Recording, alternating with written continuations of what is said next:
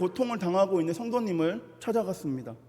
목사님은 2개의 보석을 보여주면서 성도님에게 이렇게 물었습니다. 2개가 어떻게 보이십니까? 성도님은 똑같이 보이는데요 라고 대답하였습니다. 그러니까 목사님께서 자세히 살펴보십시오 라고 말을 하면서 한 가지를 내면서 자세히 살펴보십시오 라고 하니까 그 성도님이 보석 중에 한 가지를 앞으로 내면서 이것이 색깔이 선명하고 더욱더 빛이 아름답네요 라고 말하였습니다. 목사님은 얼른 보기에는 크기나 색깔이 2개가 똑같습니다. 그러나 자세하게 보면은 한 가지의 색은 조금 흐릿하고 나머지 한 가지의 색은 더욱더 밝고 빛난다는 것을 우리는 알 수 있습니다 라고 하면서 왜 그런 줄 아십니까? 라고 물었습니다. 이 흐릿하게 보이는 보석은 8번 깎았고 이 밝게 빛나는 보석은 80번 깎았기 때문에 이 둘은 보기에는 같이 보여도 다르게 보인다는 것입니다 라고 얘기했습니다. 그리고 시련은 하나님께서 우리를 깎는 과정이라고 말을 하면서 많이 깎인 신앙인은 아름다운 빛을 발한다고 그 성도님에게 말하였습니다. 여러분, 기독교인들이 예수님을 믿으면서 가장 믿음이 흔들리기 쉬울 때가 언제인지 아십니까? 그때에는 고난을 만날 때인 것 같습니다. 그리고 성도들이 고난을 받고 또 그 고난이 길어짐에 따라서 이상하게 생각합니다. 왜냐하면 하나님께서 성도들의 고난을 해결해 주시지 않고 가만히 내버려 둔다고 생각하기 때문입니다. 초대교회의 성도들도 예수님을 믿는다는 이유로 많은 박해를 받았습니다. 그때의 시험이 얼마나 고통스러운지 베드로는 그 시험을 불시험이라고 말하고 있습니다. 그때의 교인들도 성도가 고난받는 것을 이상하게 생각하고 있던 것 같습니다. 그런데 베드로는 그러한 시험을 당하는 것에 대해서 이상하게 생각하지 말라고 그들에게 말하고 있습니다. 오히려 그런 불시험 당하는 일을 이상하게 여기지 말라고 말하고 있습니다. 성도가 불시험을 당하는 일은 이상한 일이 아니라 당연한 일이다라고 말하고 있습니다. 초대교회의 성도들이나 현재 저와 여러분은 때로는 예수님을 믿기에 당하는 불시험들이 있습니다. 그런데 우리가 불시험의 정체를 알지 못하면 그것처럼 이상한 일이 없습니다. 예수 그리스도를 믿고 구원받은 사람들, 하나님의 백성, 그리고 자녀가 된 사람들이 왜 고통을 당하도록 하나님께서 내버려 두시냐라고 우리는 하나님께 원망하며 기도할 때가 있다는 것입니다. 그런데 베드로와 같이 이 고난, 이 불시험의 의미를 우리가 알게 되면 그것이 이상한 일이 아니라 당연한 것을 우리는 알 수 있습니다. 그리고 그 시험이 저와 여러분에게 얼마나 유익한지도 우리는 깨닫게 됩니다. 그래서 오늘 이 시간에는 우리가 성도로서 당하는 고난은 어떠한 고난의 의미가 있는지, 그리고 하나님께서 그 불시험을 통해서 저와 여러분에게 그리고 우리 교회에게 이루고자 하는 것은 무엇인지에 대해서 함께 나누고자 합니다. 베드로는 불시험이 우리에게 찾아오는 이유를 하나님의 연단이라고 말합니다. 여기서 연단이라는 말은 헬라어로 페이라스모스, 훈련 혹은 도전의 의미가 있습니다. 여러분, 훈련하면 떠오르는 단어가 있습니까? 저는 훈련이라는 단어를 떠올랐을 때 군대가 생각나게 되었습니다. 군대에 들어가면 그 사람은 철저하게 군대 안에서 훈련을 받게 됩니다. 기초 훈련을 하면서 군인으로서 갖춰야 할 체력과 전투 능력을 배우게 됩니다. 훈련 과정은 정말 하기 싫고 고통스럽습니다. 그리고 군인이라고 해서 사격, 행군, 이런 전투 훈련만 하는 것이 아닙니다. 군대에서 군인으로 만들기 위해서 일상적인 모든 일을 어떻게 해야 하는지 처음부터 하나하나 훈련하기 시작합니다. 잠자고 일어나는 것도 내 마음대로 하지 못하고 다 훈련받습니다. 심지어 밥을 먹을 때는 어떻게 먹으라고 훈련합니다. 그러한 것들이 힘들고 고통스럽기는 하지만 그 모든 연단의 과정, 훈련의 과정을 거치면 제대로 된 군인으로서 자기의 역할을 감당할 수 있게 됩니다. 여러분, 하나님께서 성도된 저와 여러분에게 불시험을 주는 것도 사람을 괴롭히기 위해서 주는 것이 아니라 그 불시험을 통해서 저와 여러분이 하나님께서 원하시는 예배자로, 하나님이 원하시는 제자로서 만들기 위해서 우리에게 불시험을 준다는 것입니다. 로마서 8장 17절에 자녀이면 또한 상속자, 곧 하나님의 상속자요 그리스도와 함께한 상속자니 우리가 그와 함께 영광을 받기 위하여 고난도 함께 받아야 할 것이니라 라고 말하고 있습니다. 하나님은 성도들을, 하나님의 나라를 상속할, 제대로 된 하나님의 자녀로 만들기 위해서 여러 가지 방법으로 우리를 연단하십니다. 그리고 때로는 고통스러운 불시험을 사용하기도 하십니다. 하나님의 관심은 하나님의 자녀가 이 세상에서 복을 누리며 살아가는 것이 아닙니다. 세상에서 고통 없이 사회적으로 성공한 사람을 만들기 위해서 하나님께서 우리에게 원하시는 것이 아니라, 그것보다 더욱 중요한 하나님의 참된 자녀로서 이 세상에서 살아가기 위해서, 성장하기 위해서 우리에게 불시험을 주신다는 것입니다. 그래서 예수님을 믿는다고 하는 것은, 하나님의 자녀로서 나아간다는 것은 연단의 과정 속에 들어와 있다는 것을 우리는 알 수 있습니다. 여러분, 하나님의 자녀가 되기 위해서는, 하나님의 예배자가, 하나님이 원하시는 예배자가 되기 위해서는 저와 여러분 가운데 연단의 과정이 있어야 한다는 것입니다. 그리고 그 과정 중에 고난, 불시험이 우리에게 따르게 된다는 것입니다.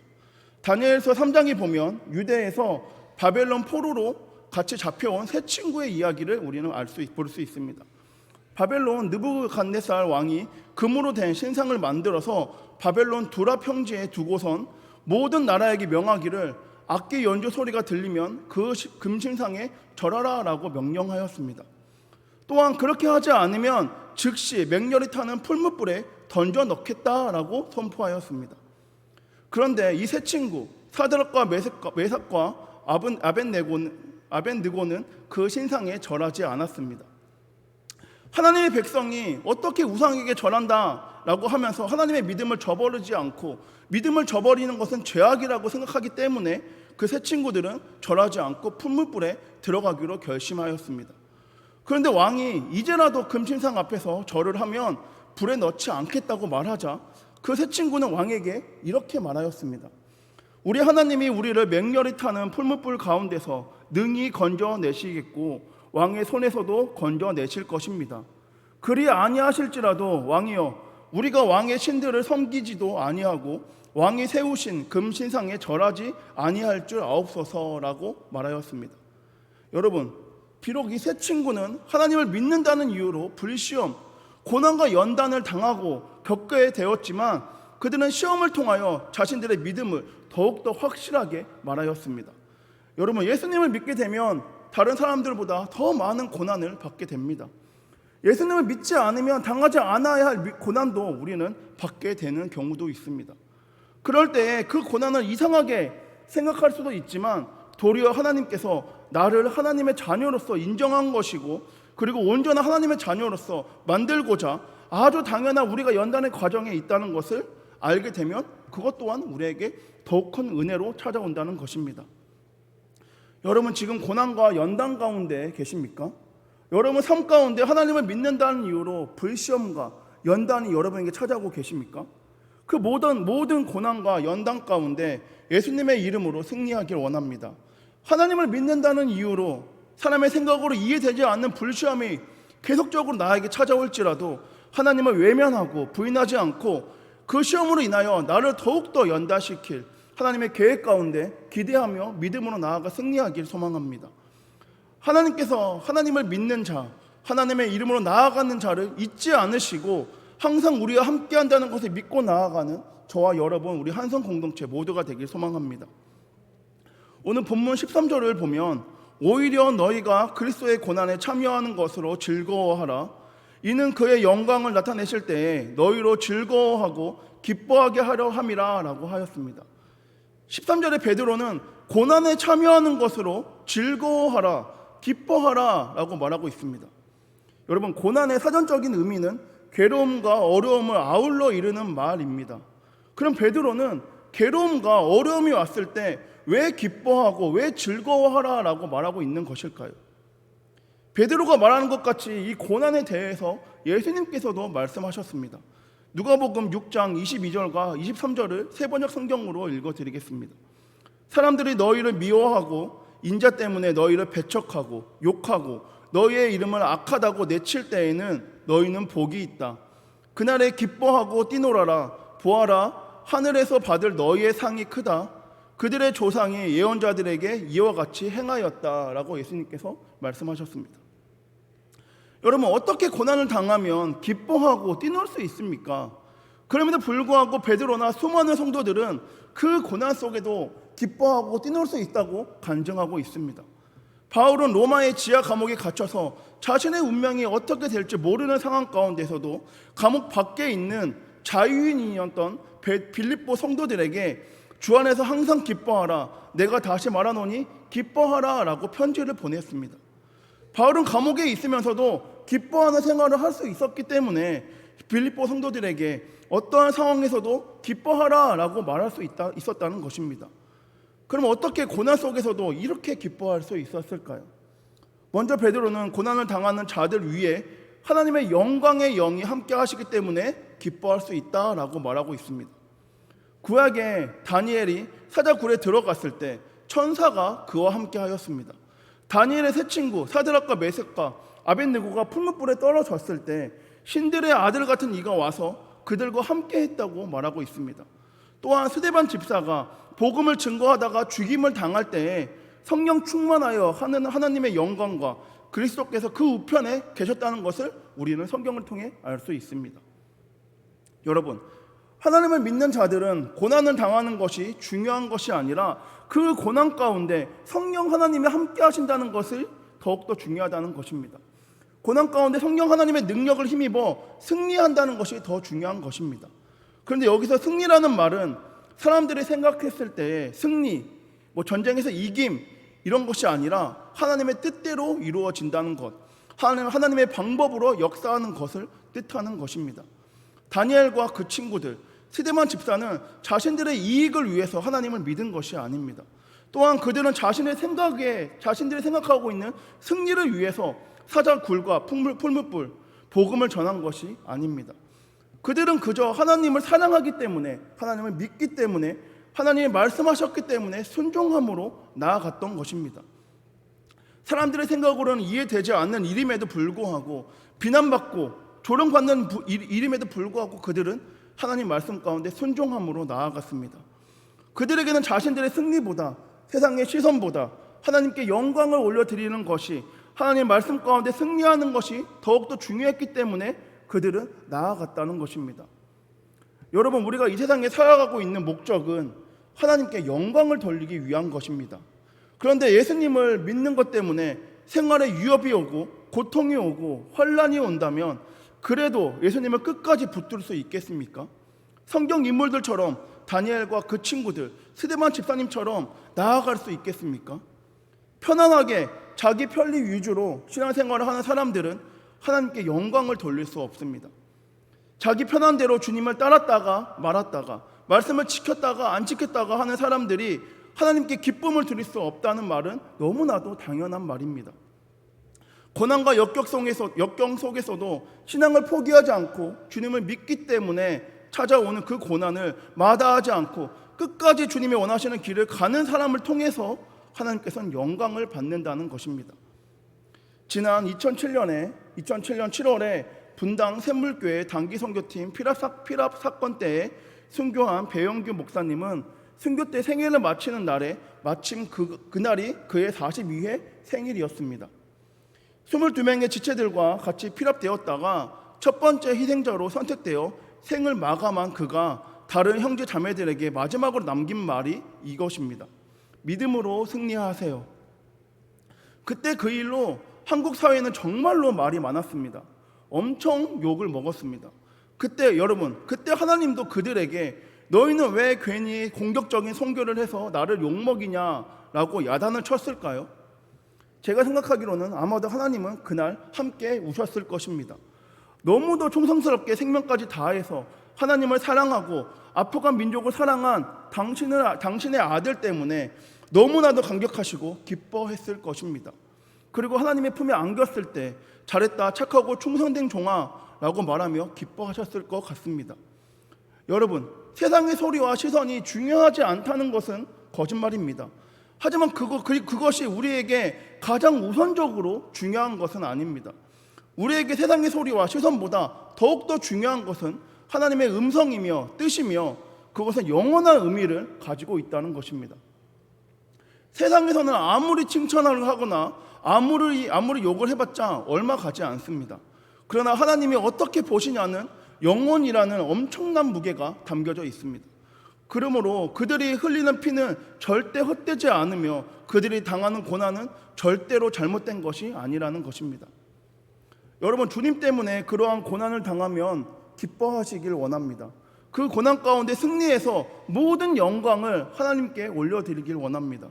하나님께서 우리가 그 고난 앞에 섰을 때, 그 고난 안에 내가 있을 때 언제나 우리와 함께 한다는 것을 믿고 나아가 순종함으로 나아가는 하나님께 모든 영광을 올려드리는 저와 여러분 모두가 되길 소망합니다.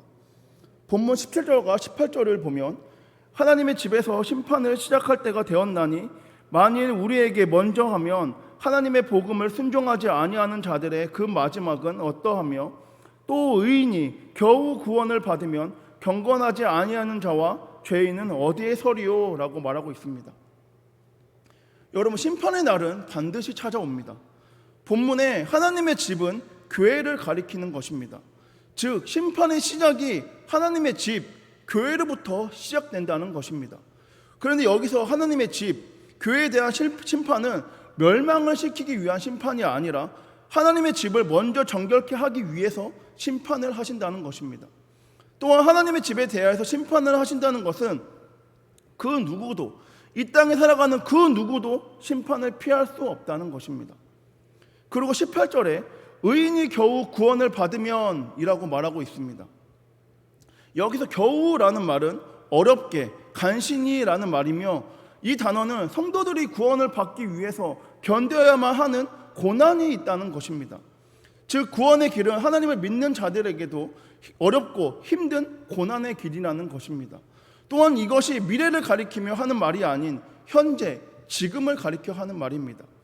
고린도전서 10장 13절에 사람이 감당할 시험 밖에는 너희가 당하는 것이 없나니 오직 하나님은 미쁘사 너희가 감당하지 못할 시험 당함을 허락하지 아니하시고 시험 당할 즈음에 또한 피할 길을 내사 너희로 능히 감당하게 하시느니라 라고 말하고 있습니다.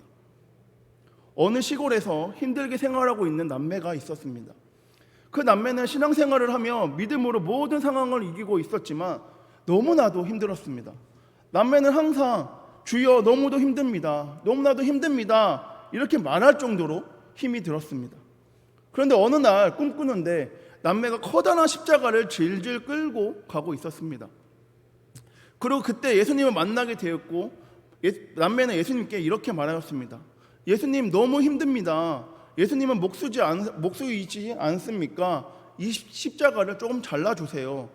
이에 예수님은 빙그레 웃으시면서 십자가를 조금 잘라주었습니다. 남매는 꿈속에서 3번이나 자기의 십자가를 잘라달라고 예수님께 말하였습니다. 십자가를 자르고 나니 또 자르고 나니 한결 가볍고 평안하였습니다. 그런데 갑자기 눈앞에 요단강이 보이기 시작하였습니다. 뒤에 따라오던 다른 사람들은 커다란 십자가를 강에 턱 놓고는 그 십자가를 다리 삼아 하늘나라로 건너갔습니다. 그런데 그 남매의 십자가는 이미 손 아래에 들어올 정도로 너무나도 작았습니다. 남매는 너무 서러운 나머지 강가에 주저앉아 엉엉 울면서 예수님을 찾았지만 이미 소용없었습니다. 그리고 남매는 꿈에서 깨어났고 그때 예수님의 음성이 다시 들렸습니다. 누구든지 나를 쫓아오려거든 자기를 부인하고 자기 십자가를 지고 따를지니라. 그의 남매는 아멘 아멘 하면서 예수님께 고백하였습니다. 하나님을 믿는 자들에게 고난과 불시험은 당연한 것입니다. 하지만 때로는 우리는 그 고난으로 인하여 하나님을 원망할 때가 있으며 고난을 피하고 싶어서 하나님을 외면하고 부인할 때가 있습니다. 그리고 세상 가운데서 하나님을 믿는다는 것을, 하나님의 자녀라는 것을 부끄러워할 때가 있습니다. 하나님은 우리가 감당할 시험만을 주시며 하나님의 길을 따라오라고 우리에게 말씀하십니다. 우리 각자에게 맡겨주신 십자가, 고난을 다른 사람에게 주고 따라오라는 것이 아니라 무거우면 내려놓고 따라오라고 말씀하지 않으셨습니다. 하나님은 누구든지 나를 따라오려거든, 쫓아오려거든 자기를 부인하고 자기의 십자가를 지고 따를지니라 라고 말씀하였다는 것을 기억하기를 원합니다. 말씀을 정리하겠습니다. 하나님 안에서 시련과 고난은 하나님이 우리를 깎으시는 과정입니다. 그 과정 가운데 견디고 이겨내고 승리해야지만 하나님의 자녀로서 세상의 빛과 소금이 되며 반드시 찾아올 심판 가운데 우리는 승리해서 구원의 길로 갈 수 있습니다. 여러분, 지금이 하나님의 자녀로서 세상에 나아가 승리하며 하나님께 영광을 올릴 때입니다. 나 자신을 부인하고 하나님이 우리 각자에게 맡겨주신 십자가를 지고 그리스도의 고난에 기쁨과 즐거움으로 참여할 때가 바로 지금이라는 것입니다. 우리가 그리스도의 고난에 참여하면 세상은 우리를 비난하고 조롱할 것입니다. 하지만 그때에 하나님을 부끄러워하지 않고 내가 하나님의 자녀라는 것을 숨기지 않고 담대히 순종함으로 나아가길 원합니다. 우리가 담대함으로 순종함으로 나아갈 때 그리스도의 고난을 부끄러워하지 않고 하나님의 자녀라는 것을 선포하며 나아갈 때 반드시 우리와 동행해서 역사하시고 승리하실 것을 믿으며 나아가기 소망합니다. 그래서 우리 공동체, 저와 여러분, 우리 한성교회 모두가 잘했다, 수고했다 라고 칭찬받는 공동체, 교회가 되길 소망합니다. 기도하겠습니다. 사랑에 많으신 하나님 감사합니다. 우리를 그리스도의 보혈의 피로 자녀 삼아 주시고 불시험, 시련과 고난을 주심에 감사합니다. 주님, 우리에게 주신 이 고난을 기쁨으로 받고 즐거워하며 승리할 수 있도록 도와주시옵소서. 이 모든 것을 오직 살아계신 하나님께 영광 올려드릴 수 있도록 우리의 삶을 주관하여 주시옵소서. 우리가 삶 가운데 시련과 고난 가운데 힘들어하고 있다면 주님의 사랑과 은혜로 만져 주시옵고 우리의 삶 가운데 말씀으로 역사하여 주시옵소서. 우리가 이 세상의 만족과 나음을 얻기 위하여 주님을 믿는 것이 아니라 하늘 상급을 기대하며 주님의 뜻 가운데 순종함으로 나아가는 우리 한성 공동체 되기를 원하오니 주님 앞에 나아갔을 때 잘했다, 수고했다 칭찬받을 수 있는 공동체 교회 되기를 원하오니 우리 교회 가운데 역사하여 주시옵고 언제나 함께하여 주시옵소서. 이 모든 말씀 지금도 살아서 역사하시는 예수님의 이름으로 기도드립니다.